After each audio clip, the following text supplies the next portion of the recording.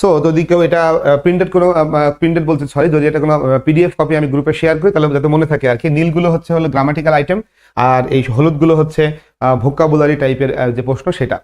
So আমি একটু বাংলা করে দিই, লক্ষ্য করি যে education not only এনরিচেস us with, এখানে এনরিচ উইথ এটা হচ্ছে একটা অ্যাপ্রোপ্রিয়েট প্রিপোজিশন। এনরিচ উইথ হচ্ছে এটা একটা অ্যাপ্রোপ্রিয়েট প্রিপোজিশন। একবার সহজভাবে বললে গত বছরে গুচ্ছ পরীক্ষায় কিন্তু এটা ছিল ভাই, গুচ্ছে মানবিকের পরীক্ষায় এই প্রশ্নটা ছিল, এনরিচ উইথ এর একটা সিনোনিম ছিল, সরি শূন্যস্থান পূরণ ছিল। Education not only এনরিচেস us with knowledge, শিক্ষা আমাদেরকে শুধুমাত্র জ্ঞান দিয়েই সমৃদ্ধ করে না। এনরিচ উইথ মানে কোনো কিছু দিয়ে সমৃদ্ধ করা, এবিলিটিজ অ্যান্ড স্কিলস, শুধুমাত্র এইগুলো দিয়েই আমাদেরকে সমৃদ্ধ করে না। ইট অলসো টিচেস, এডুকেশন আমাদেরকে শেখায়, ইহা মানে এডুকেশন, এই যে ইট ইট ইট ইট ইহা মানে এডুকেশন, ইহা আমাদেরকে শেখায়, কি শেখায়? ভ্যালুজ শেখায়, মূল্যবোধ শেখায়। সো এই ভ্যালুজ শব্দের সিনোনিম আসতে পারে মোরালস বা এথিক্স। আমি মোস্ট ইম্পর্টেন্ট এবং ভর্তি পরীক্ষাগুলোতে যে ধরনের ওয়ার্ডগুলো সিনোনিম বা অ্যান্টোনিমের ভিতরে দেওয়া হয় আমি সেগুলো এখানে রাখার চেষ্টা করেছি।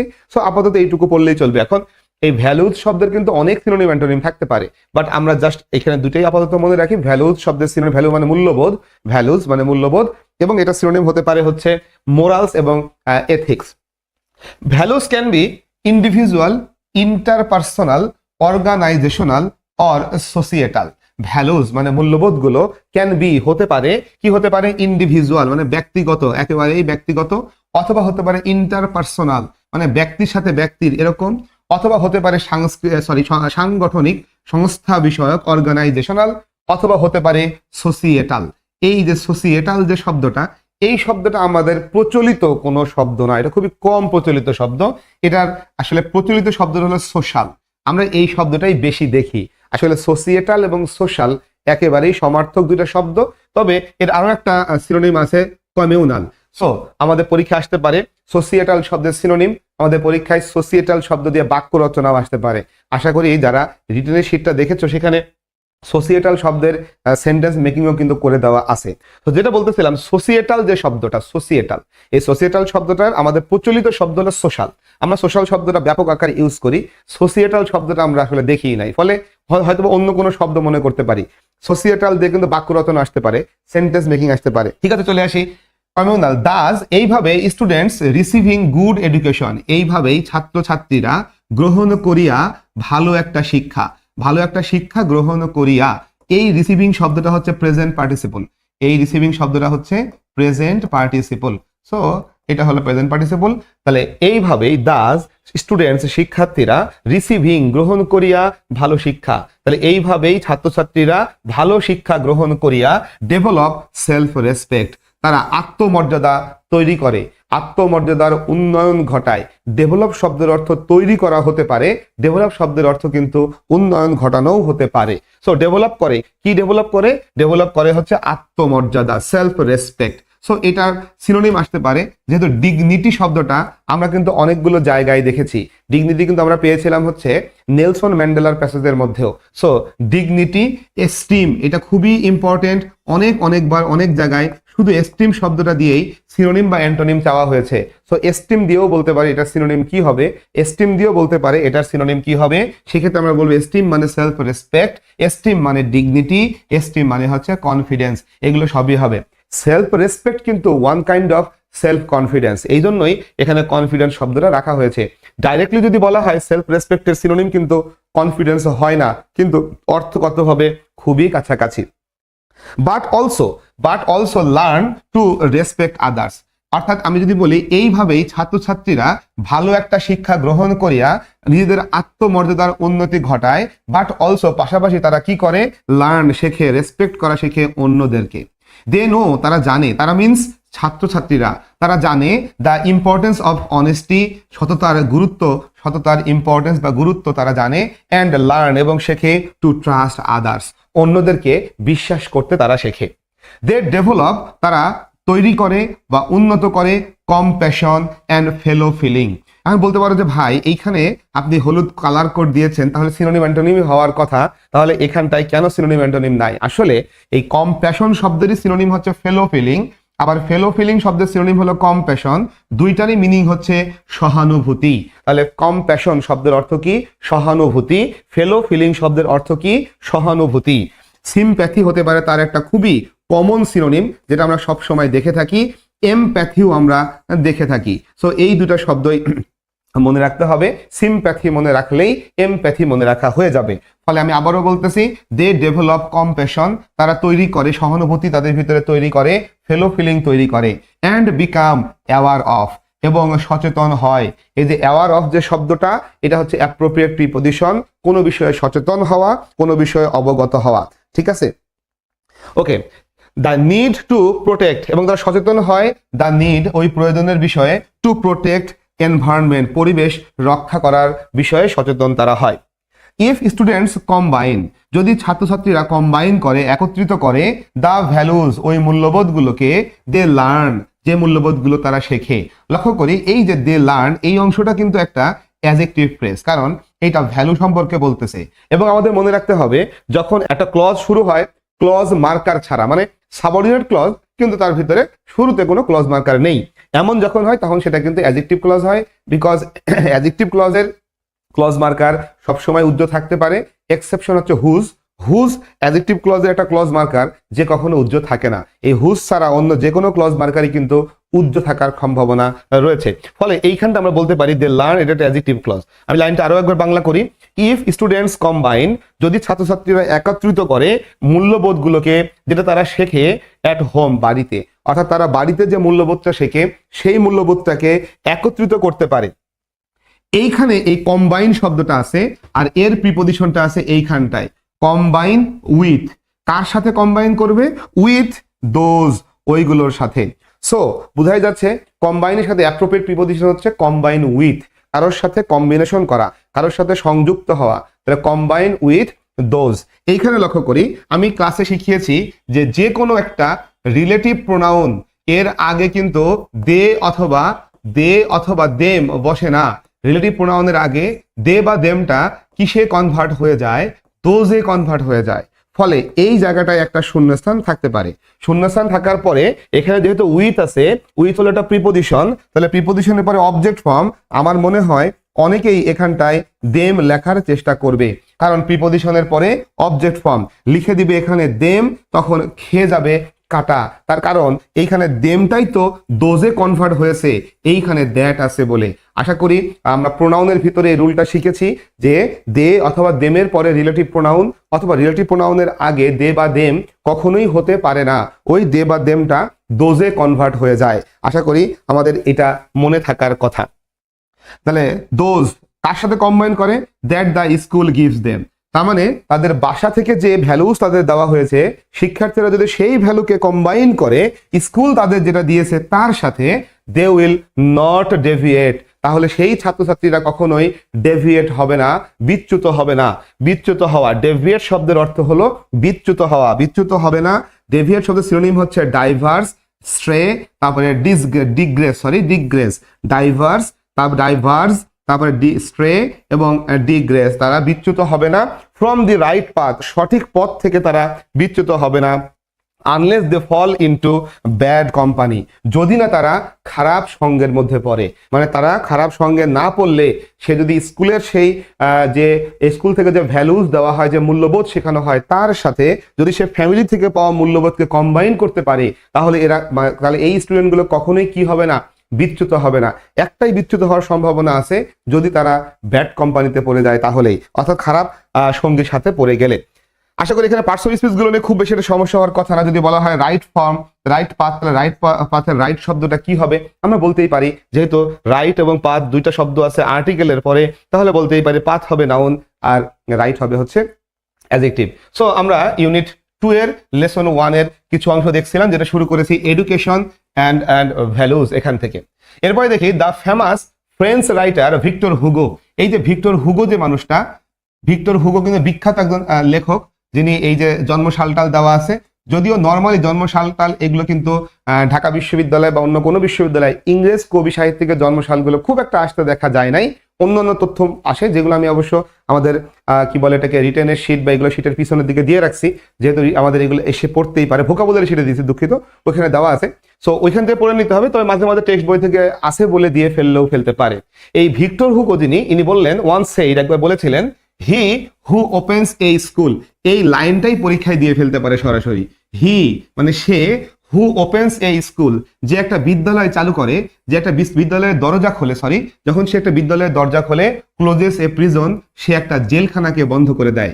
তার মানে একজন মানুষ যদি সে স্কুলের জন্য, বিদ্যালয়ের জন্য তার দরজাটা খুলে দেয় যে হ্যাঁ এখানে বিদ্যালয় হবে, মানুষ এখানে বিদ্যালয়ে আসবে, এর মানে হচ্ছে সেই এলাকাতে সে একটা প্রিজন স্থাপন করলে সে প্রিজনের যে দরজাটা সেটা সে বন্ধ করে দিল। মানে মানুষ যদি বিদ্যালয়ে যায়, মানুষ যদি জ্ঞান অর্জন করে, মানুষ যদি এডুকেশন গ্রহণ করে, শিক্ষিত হয়, এডুকেটেড হয়, তাহলে তার জন্য আসলে মেনলি প্রিজনের যে দরজা সেটা আসলে বন্ধ হয়ে যায়, কারণ সে আসলে জেলখানা যাওয়ার মতন অপরাধ কখনোই করবে না। এই যে লাইনটা, এই লাইনটা দিয়ে কিন্তু এক্সপ্লেন করতে বলতে পারে, সেজন্য এই কথাটা বললাম।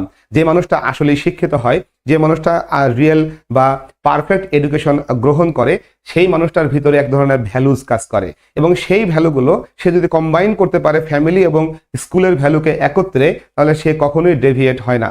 আর এর ফলেই আমরা বলতে পারি যে যখন একজন মানুষ স্কুলের জন্য দরজাটা খুলে দেয়, অর্থাৎ স্কুলকে হ্যাঁ বলে, তখন সে কিন্তু প্রিজনকে না বলা হয়ে যায় অটোমেটিক। সো ব্যাখ্যা আসলে আশা করি বানায় লিখতে পারবো। আমি কিন্তু অনেকগুলো ব্যাখ্যা নোট করে দিয়েছি, তবে পাশাপাশি আমি আরো কিছু কথা বলে রাখতেছি, কারণ যেগুলো নোট করে দিলাম এগুলো মোস্ট ইম্পর্টেন্ট বলে মনে হয়েছে, বাট এর বাইরেও যে কোনো লাইন ব্যাখ্যা দেওয়ার সম্ভাবনা আছে, তাই আমি চেষ্টা করি বেশিরভাগ লাইনগুলো ব্যাখ্যা করে দেওয়ার। হঠাৎ যদি চলে আসে তাহলে একটু কষ্ট করে বানায় যেন কিছু হলেও লিখতে পারো, এই জন্য। আশা করি লাইনটা বুঝতে পারছি যে হি হু ওপেন্স এ স্কুল ডোর, যে একটা স্কুলের দরজা উন্মোচন করে, দরজা খুলে দেয়, সে একটা জেলখানাকে বন্ধ করে দিল। কে বলেছে এই কথাটা? এই কথাটা ভিক্টর হুগো বলেছে। সো এটাও কিন্তু পরীক্ষা আসতে পারে। ভিক্টর হুগো কে ছিলেন? ভিক্টর হুগো ছিলেন ফ্রান্স, মানে ফ্রান্স দেশের একজন রাইটার, লেখক, যিনি 1802 সালে জন্মগ্রহণ করে 1895 সালে মারা গিয়েছিলেন। Below are a couple of stories, আমরা নিচে এখন কয়েকটা গল্প পড়ব, স্টোরিজ অ্যাবাউট ভ্যালুজ, মূল্যবোধ সম্পর্কে আমরা কিছু গল্প পড়ব, দ্যাট উই মাস্ট চেরিশ, যেগুলোকে আমাদের অবশ্যই চেরিশ করতে হবে, লালন করতে হবে, ধারণ করতে হবে। এই চেরিশ শব্দের সিনোনিম কিন্তু এস্টিম, চেরিশ শব্দের সিনোনিম হলো রিভারি, তারপরে চেরিশ শব্দের সিনোনিম হলো অ্যাপ্রেইজ। এস্টিম শব্দটা ইম্পর্টেন্ট, আমি আগেও বলেছি। তো এস্টিম শব্দটা দিয়ে পরীক্ষায় আসতেই পারে, তারপরে অ্যাপ্রেইজ শব্দটা দিয়েও পরীক্ষায় আসতে পারে। আশা করি আমরা পারবো যে চেরিশ শব্দের সিনোনিম হচ্ছে কি, চেরিশ শব্দের সিনোনিম হচ্ছে এস্টিম, চেরিশ শব্দের সিনোনিম হচ্ছে অ্যাপ্রেইজ।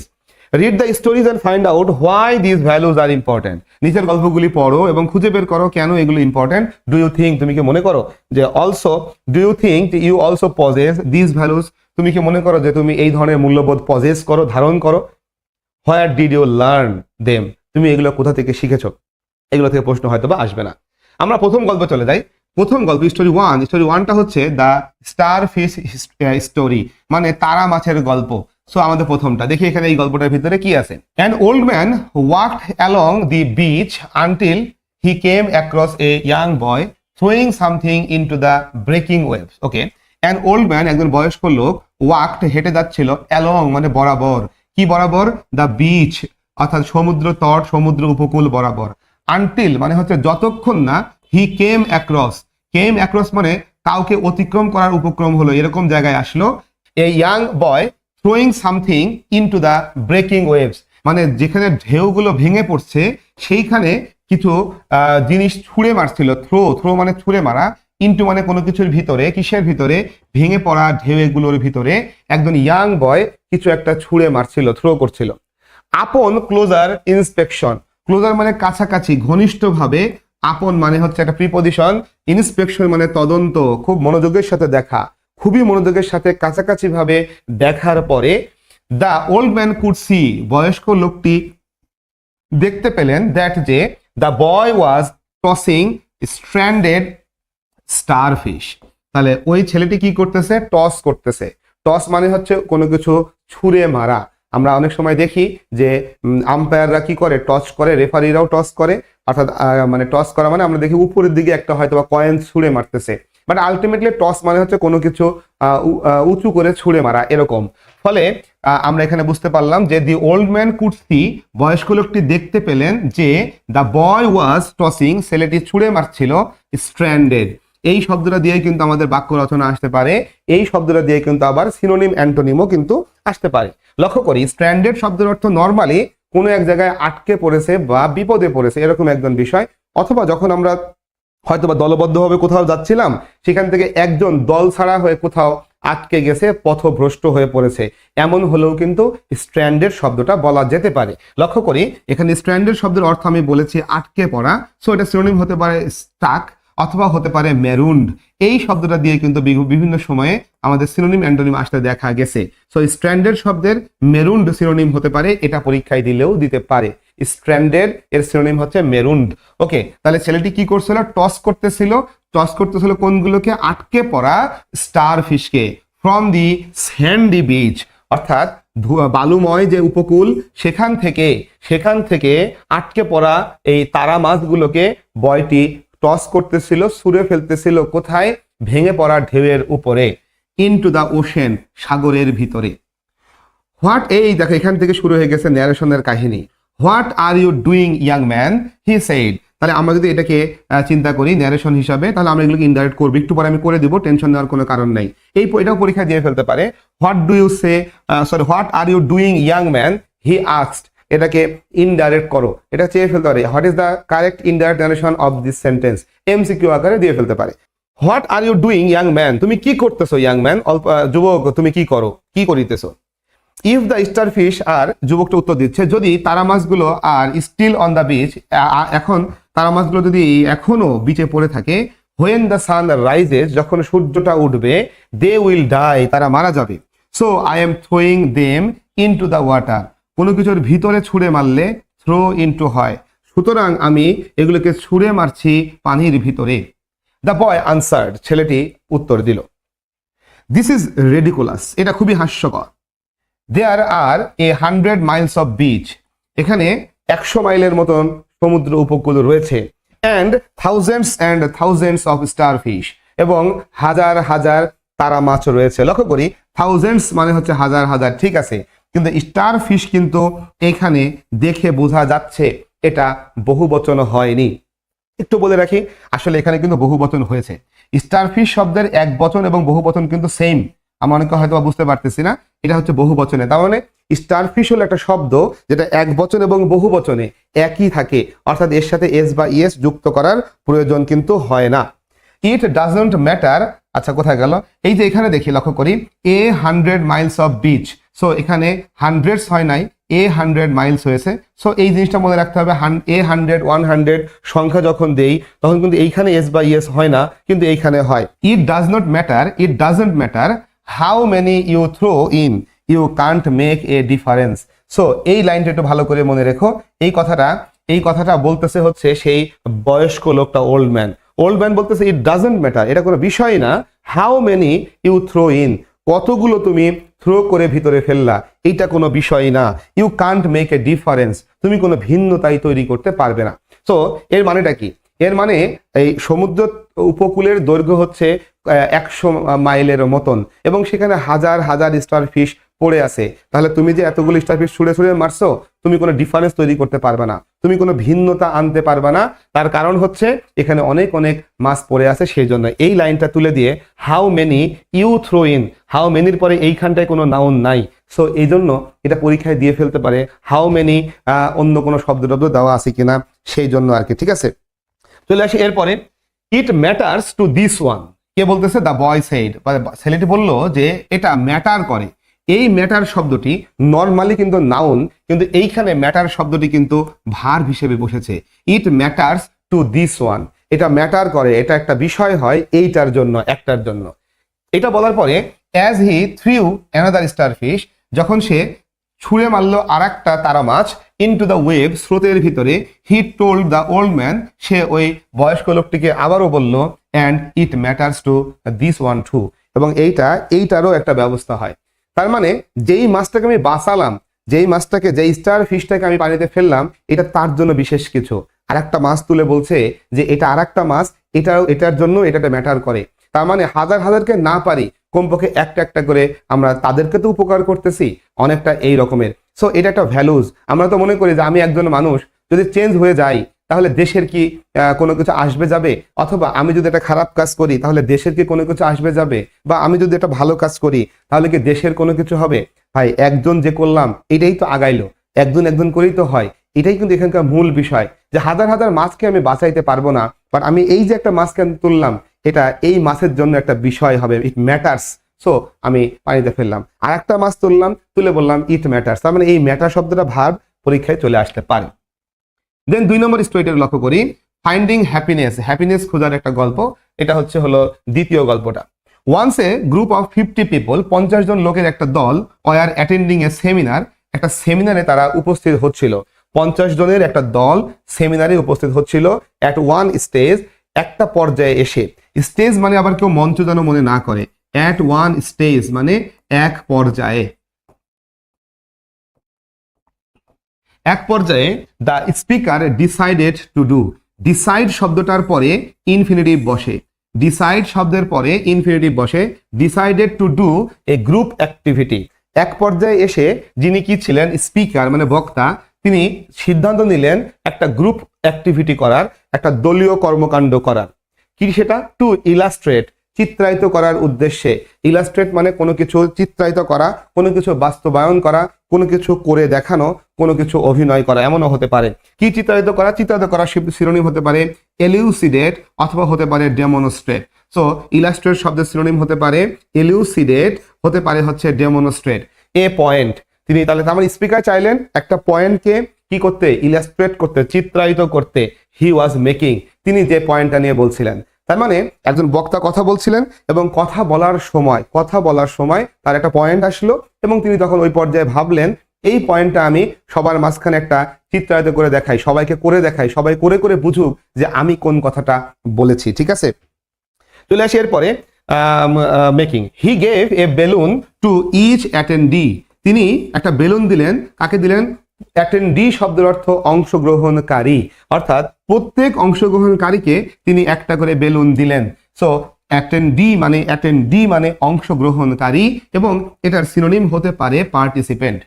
ইচ ওয়ান ওয়াজ আস্কড, প্রত্যেককে বলা হয়েছিল to write his or her name on it, প্রত্যেককে বলা হয়েছিল তার নামটা ওই বেলুনের উপরে লেখার জন্য ইউজিং এ মার্কার, একটি মার্কার ব্যবহার করিয়া।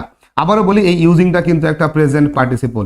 মনে রাখতে হবে, কখনো বাংলা করে আমরা যদি দেখি এটি করিয়া খাইয়া যাইয়া আরেকটি কাজ ঘটিল, এইভাবে কোন একটা কাজ করিয়া খাইয়া যাইয়া বুঝাতে যে ভার্বের আইএনজিটা বসে, এটা নিয়ে কোনো গবেষণার প্রয়োজন হয় না, ওটা সরাসরি প্রেজেন্ট পার্টিসিপলের মধ্যে পড়ে।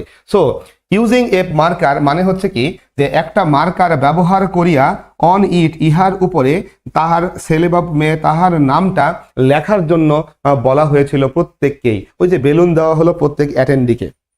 হি দেন কালেক্টেড, তখন তিনি সংগ্রহ করলেন অল দি বেলুনস, সকল বেলুন তিনি সংগ্রহ করলেন, and put them in another room, সেই বেলুনগুলোকে আর একটা রুমে তিনি রেখে দিলেন। অর্থাৎ উপস্থিত সবাইকে একটা, এটা কিন্তু একটা গল্প, একটা সেমিনার চলতেছিল, সেই সেমিনারে বক্তা বক্তব্য দিচ্ছিল, বক্তব্যের মধ্যে একটা পয়েন্ট আসলো, তো বক্তা চাইলো যে এই পয়েন্টটা সবার ভিতরে আমি অভিনয় করাই বা বাস্তবায়ন করে দেখাই যে আসলে আমি কি বলতে চাচ্ছি। তাই তিনি সবাইকে একটা করে বেলুন দিলেন এবং বললেন যে বেলুনটা ফুলাইতে হবে এবং তার উপরে প্রত্যেকের নাম মার্কার দিয়ে লিখে দিতে হবে। এবার সবাই লেখা হয়ে গেলে সেই বেলুনগুলো তিনি নিয়ে একটা ঘরের ভিতরে সবগুলো বেলুনকে ঢুকিয়ে দিলেন। এবার লক্ষ্য করি, হি দেন took all the attendee to the room and asked them to find the balloon. লক্ষ্য করি এখানে আমরা অলের নিয়ম যখন শিখেছিলাম, নাউন পড়ার সময় মনে আছে অলের পরে অফ ছাড়াই দিয়ে আসতে পারে। আমরা বলতে পারি অল অফ দি বুকস অথবা বলতে পারি অল দি বুকস, এটাও কিন্তু সঠিক। লক্ষ্য করি এখানে অল যেহেতু এসেছে, এখানে অল দি অ্যাটেন্ডিজ বলতে পারি, অল অফ দি অ্যাটেন্ডিজ বললেও কিন্তু হবে। তবে মনে রাখতে হবে অ্যাটেন্ডি মানে অংশগ্রহণকারী, এইটা কিন্তু কাউন্টেবল নাউন, তাই অবশ্যই এটাকে কি হতে হবে? অবশ্যই এটাকে বহু বচনে হতে হবে। সো হি মানে হচ্ছে সেই বক্তা, তখন সকল অ্যাটেন্ডিকে কি করলেন? Took all the অ্যাটেন্ডিজ to the room, ওই রুমে নিয়ে গেলেন, অ্যান্ড আস্ক দেম, এবং তাদেরকে বললেন টু ফাইন্ড দ্য বেলুন, ওই বেলুনটা খুঁজে বের করতে, উইথ দেয়ার নেম, তার নামের। এইখানটায় বইয়ের মধ্যে লেখা আছে বলে আমরা কোনো ভুল ধরতেছি না, বাট এইখানে আসলে হওয়া উচিত ছিল হিজ বা হার নেম, হিজ অথবা হার নেম দিলেই বাক্যটা আসলে সঠিক হতো। তখন যেহেতু আস্ক দেম, তাদেরকে বললেন two find balloon with their name, এভাবে বললে কি হবে? এভাবে বললে মনে হবে তাদের নাম করা কোনো বেলুন হলেই হবে, কারণ প্রত্যেকটা বেলুনে একটা করে নাম আছে। সো এইখানে বলা দরকার ছিল আস্ক, এইখানে লিখতে হতো ইচ অফ দেম, বললেন তাদের প্রত্যেককে to find balloon, find the balloon with his or her name, তাহলে এই বাক্যের মিনিংটা একেবারেই ক্লিয়ার হতো। কি বলতে চাচ্ছে আমরা বুঝে ফেলেছি, বাট গ্রামাটিক্যালি একটা মানে একটা গড়মিল এখানে রয়েই গেছে। উইদিন 5 মিনিটস, 5 মিনিটের ভিতরে এভরিওয়ান ফ্র্যান্টিক্যালি, এটা সেন্টেন্স মেকিং এর ভিতরে আসতে পারে। ফ্র্যান্টিক্যালি মানে পাগলের মতন, উন্মত্তের মতন। তাহলে এভরিওয়ান প্রত্যেকে, উন্মত্তের মতন, ফ্র্যান্টিক্যালি কি করলেন? ফ্র্যান্টিক্যালি শব্দের অর্থ সিনোনিম হতে পারে এজিটেটেডলি, ডেসপারেটলি, সার্চড ফর। আমরা জানি কোনো কিছু খুঁজলে কি হয়? সার্চ ফর হয়। সার্চ ফর মানে হচ্ছে কোনো কিছু খোঁজা। তাহলে প্রত্যেকে উন্মত্তের মতন খুঁজলো দা বেলুন, ওই বেলুনটা খুঁজলো with their name, with their name. এখানে হওয়া উচিত ছিল with his or her name, তার নাম লেখা বেলুনটা প্রত্যেকেই খুঁজলো। কলিডিং উইথ ইচ আদার, একে অপরের সাথে কলিড করলো, সংঘর্ষ হলো, মুখোমুখি ধাক্কা ধুক্কা লাগলো। পুশিং অ্যারাউন্ড আদার্স, পুশ মানে ঠেলা দেওয়া, আশেপাশে ঠেলা দিল অন্যদেরকে। অ্যান্ড দেয়ার ওয়াজ, এবং সেখানে ছিল আটার, আটার, আটার কেওয়াস, আটার কেওয়াস। আটার শব্দের অর্থ পূর্ণাঙ্গ, সম্পূর্ণ। সিনোনিম হতে পারে অ্যাবসোলিউট, শির। সো আটার কেওয়াস মানে সেখানে ছিল সম্পূর্ণ একটা বিশৃঙ্খলা অবস্থা, গোলমেলে অবস্থা। কেওয়াস শব্দের সিনোনিম হচ্ছে টারময়েল, কেওয়াস শব্দের সিনোনিম হচ্ছে টারময়েল এবং ডিসঅর্ডার। তাহলে কেওয়াস শব্দের সিনোনিম কিন্তু আসতে পারে, কেওয়াস মানে হচ্ছে বিশৃঙ্খলা, তাহলে কেওয়াস শব্দের সিনোনিম হচ্ছে টারময়েল অথবা ডিসঅর্ডার। সেখানে একটা সম্পূর্ণরূপে বিশৃঙ্খলা এবং কি শুরু হয়ে গেল, এবং একটা ডিসঅর্ডার মানে একেবারে এলোমেলো বিক্ষিপ্ত অবস্থা শুরু হয়ে গেল। At the end of 5 minutes, 5 মিনিটের শেষের দিকে, শেষের দিকে না, at the end of 5 minutes, 5 minute শেষে, no one could find their own balloon, কেউই তাদের নিজের বেলুনটা খুঁজে পেল না। Now the speaker asked each one, এখন বক্তা প্রত্যেককে বললেন to randomly collect a balloon, প্রত্যেককে বললেন একটা করে বেলুন সংগ্রহ করতে। র্যান্ডমলি মানে হচ্ছে একেবারে অনিয়তভাবে, অর্থাৎ যেই লোকটা যেখানে দাঁড়িয়ে আছে সেখানে তার কাছে যে বেলুনটা আছে একটা করে বেলুন সংগ্রহ করবে। And give it to the person whose name was written on it. লক্ষ্য করি এই যে অংশটা এখানে, to the person whose name was written on it, মানে যে যেখানে দাঁড়িয়ে আছে সেখান থেকে একটা বেলুন তুলবে, তুলে ওইখানে যার নাম লেখা আছে তার কাছে বেলুনটা দিয়ে দিবে। তার মানে সবাই বেলুন একই সাথে তুলবে, যার যার নাম লেখা দেখে ওরা সবাই দিয়ে দিবে। এই জায়গা থেকে একটা সেন্টেন্স মানে শূন্যস্থান টাইপের আসতে পারে এখান থেকে। হুজ নেম, হুজের জায়গাটা শূন্যস্থান দিতে পারে। Whose name was written on it, যার নামটা ওর উপরে লেখা ছিল।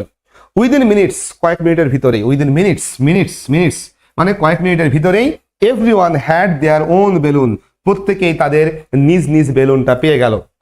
দ্য স্পিকার দেন বিগ্যান, তখন স্পিকার শুরু করলেন, কি শুরু করলেন?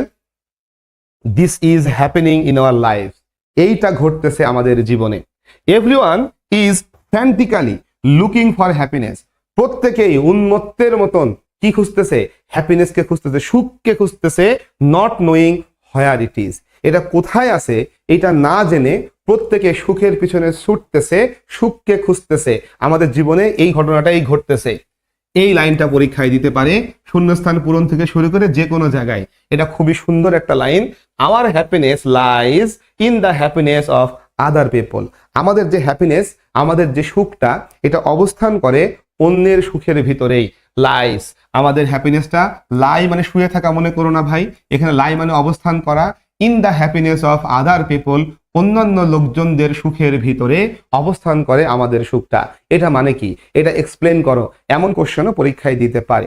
তো এটা এক্সপ্লেন করার কথা বললে আমরা বলবো যে যখন মানুষ নিজে সুখী হতে চায় তখন সে নিজেই সুখী হয়, কিন্তু তার আশেপাশের সারাউন্ডিং আর সুখী হয় না।